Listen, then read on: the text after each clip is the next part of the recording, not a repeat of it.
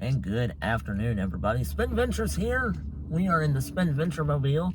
We are heading to Gainesville, to Ben Hill Griffin Stadium on the campus of the University of Florida, home of Florida Gators football team, and we are going to see the spring game, as well as afterwards going to be hanging out with some friends of mine and enjoying the weekend in Gainesville. So join me.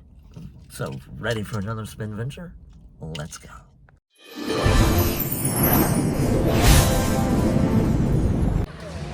Alright, so welcome to the Stephen O'Connell Center here on the campus of the University of Florida, home of the Florida Gators men's and women's basketball team, along with what we are watching today, Gators volleyball.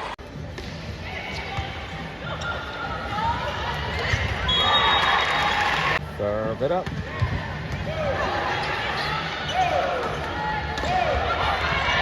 Oh, good save there.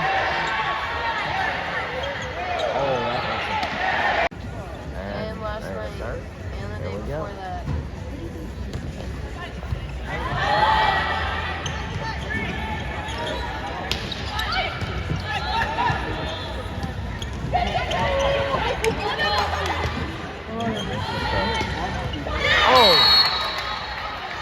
Point, South Florida. Yeah, point, Gators.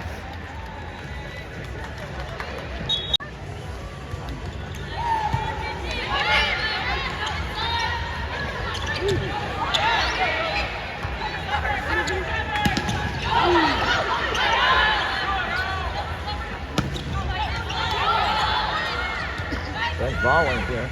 Nice block. Oh boy.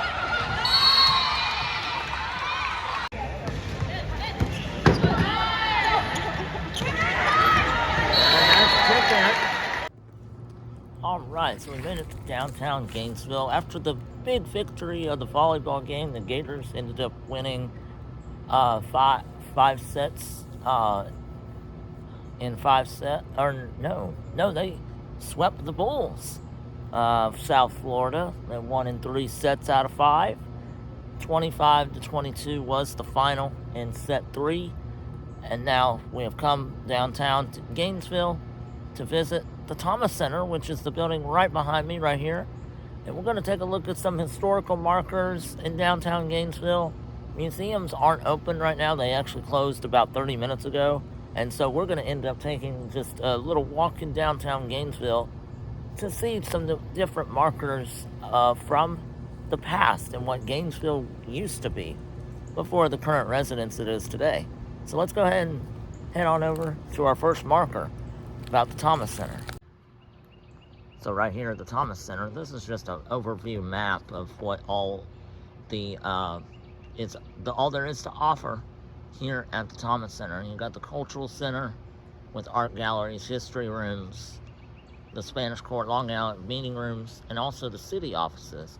That's basically just for like the park recreations, housing communities, different billing, like the financial offices. So the Cultural Center is where kind of I would be normally, right here, the main lot, which is actually the entrance right behind me. And so they have the Fountain, Central Plaza, the Whippets, Grace and Sydney Knight Children's Theater, the Turtle Court, the Sundial Memorial, the Fever Memorial, dedication plaque, and the Katie Thomas Trillis Gate. So let's go ahead and head on over to our first entryway, number 1, right in the middle of the park. Alright, so I am actually at the Depot Park, where they have a old railroad depot that's been converted into a restaurant and an arcade. Oh, arcade. And different, Can I be in your vlog? I can be in your vlog? Yeah. Hey, vlog!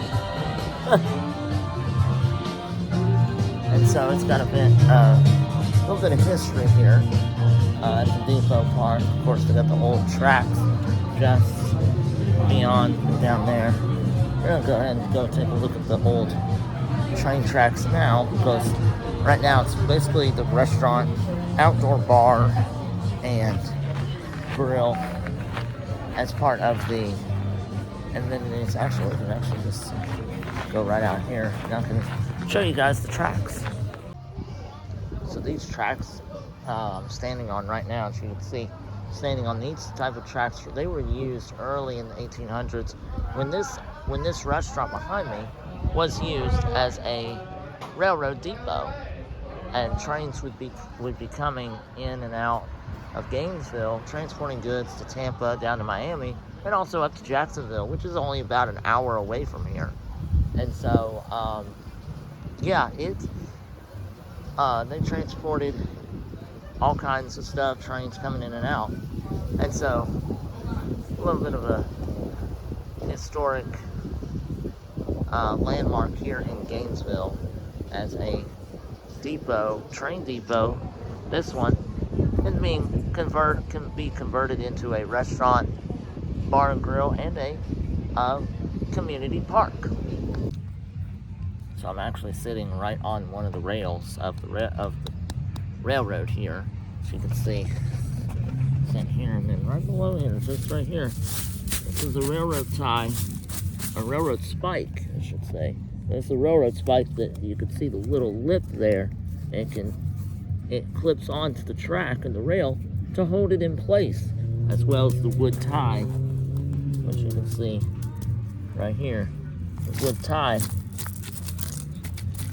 being placed down first, and then hooked onto the rails with this railroad spike to keep the track from moving out of place whenever the trains would come through.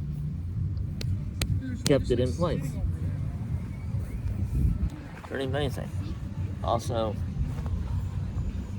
took up a lot of the track when they were building this restaurant and building this park. It took up a lot of the space of the railroad, and a lot of the railroad kind of was buried underneath the ground.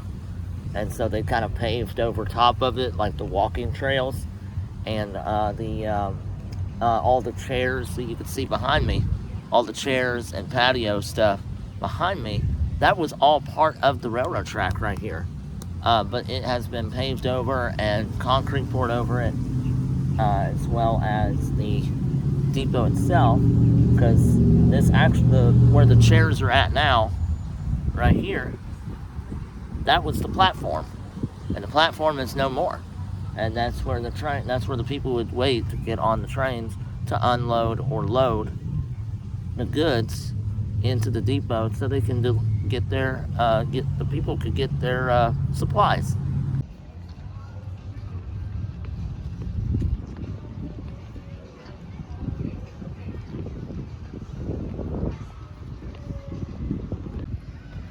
Also, you can see some of the track has already been pulled up. See some of the railings that were loose right here as well. Tree line that's grown over it. What's with these stones? This looks like some of the part. This looks like some of the parts of the locomotive that would have been either that or a bike. That's a bike, not a locomotive. Part of the bike parts into the rock there. Yeah, that looks like, yeah, that's a bike, because that's the handlebars there. Then that's where the seat would be. The wheel would be underneath there. That's the chain there. So these are bikes. Yeah, these are bikes right here. But moving on to the train tracks from here. There's something here. Oh my. I'm about to fall over. Oh yeah, share the road. Never forget. This is a memorial here. A bike memorial. Share the road. On the day after Christmas in 1996, 6 members of the Gainesville Cycling Club left Gainesville bound for St. Augustine. Shortly after noon, all 6 were run down from behind by a distracted driver in a pickup truck. 2 of the cyclists, Margaret, 31, and Douglas, were killed instantly. The others, Laura, Charles, Eric, and Jessica, all sustained injuries. No witnesses to the crash on this long stretch of rural highway. The driver was not tested for DUI and was never charged. Wow. So a day after Christmas, 2 people died in a bicycle crash by a distracted driver, Douglas and Margaret. You can see this all goes. As you can see, the train track used to go all the way down where that sidewalk is. And this road, this would probably be a railroad crossing. If the tracks were still active, this would be a railroad crossing right here at this roundabout here. It would have been a railroad crossing, and the track would have went straight down this way, while the road would have curved. The road would curve, and the tracks would be laid out straight this way. And that's where the train would cross over the highway, county road. Of course, here, walking right on the track. See my shadow. It is a hot day today as well. They had, like I said, they had the football game this afternoon, and then the volleyball game. And so, but decided to come out here to Depot Park and head out to see some Gainesville history.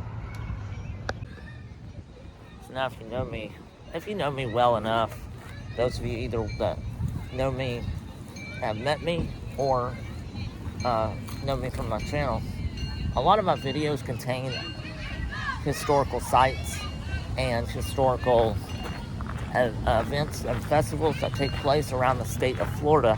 But there is one thing that I will always love to talk about is trains, and especially the early days of the railroad, and going back into some of the museums, from the Florida Railroad Museum in Parrish, Florida, which is like 15 minutes from my house, to down to Fort Myers, to the South Florida Railroad Museum, and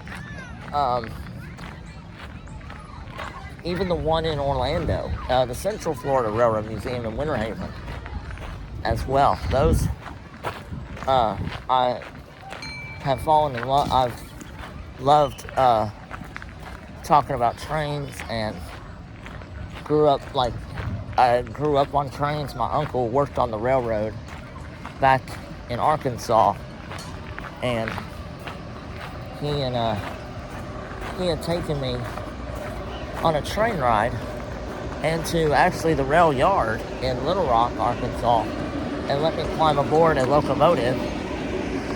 And after that, I had fallen in love with trains instantly, just because of how big and powerful they are, and more often of wanting to learn more about trains as well.